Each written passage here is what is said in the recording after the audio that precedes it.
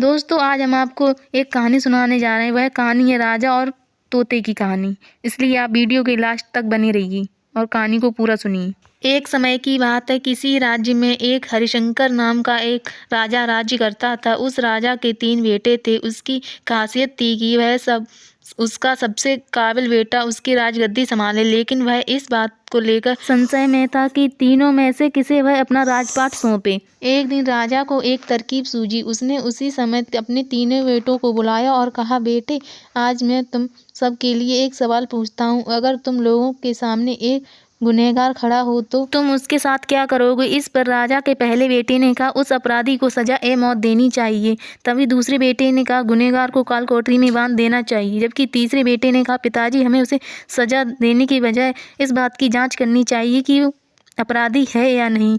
इस पर राजा के तीसरे बेटे ने सभी को एक कहानी सुनाई। एक राजा था जिसके पास एक बुद्धिमान तोता था। एक बार उस तोते ने महाराज से कहा, मुझे अपने माता और पिता के पास जाना है। राजा ने उसकी बात नहीं मानी, लेकिन तोता ने हार नहीं मानी। वह लगातार महाराज से जिद करने लगा कि मुझे माता पिता के पास जाने दें।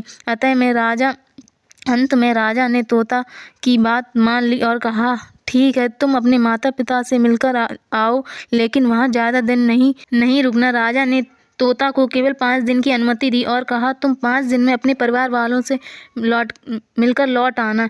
इसके बाद तोता 5 दिन के लिए अपने माता पिता के पास चला गया। छठे दिन वह जब राजा के पास लौट रहा था तो उसने सोचा, क्यों न वह महाराज के लिए कुछ उपहार ले जाए। फिर वह पर्वत की ओर निकल पड़ा। दरअसल वह महाराज के लिए अमृत फल लेना चाहता था। वह पहुँचते पहुँचते रात हो गई। तोता ने पर्वत पर पहुंचकर फल तो ले लिया, लेकिन रात हो जाने के कारण वह आगे नहीं बढ़ पाया, वहीं रुक गया।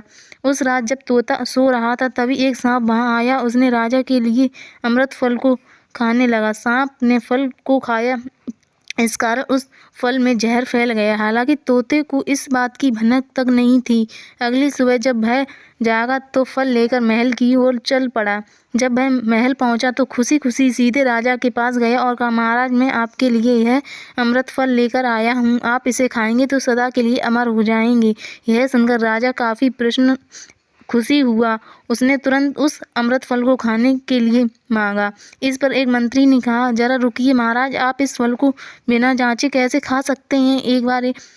एक बार इसे देख तो लीजिए कि तोता द्वारा लाया गया अमृत फल सही है या नहीं।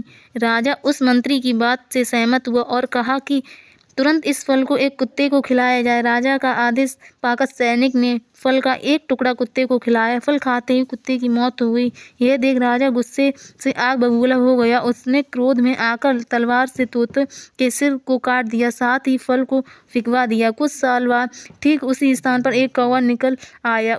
यह देख राजा को लगा कि यह उसी जहरीले फल का पौधा है। उसने सभी को आदेश दिया कि इस पेड़ का फल कोई नहीं खाएगा। कुछ दिन बाद एक वृद्ध व्यक्ति उस पेड़ के नीचे आराम करने के लिए रुका। उसे भूख भी काफ़ी जोर से लगी थी।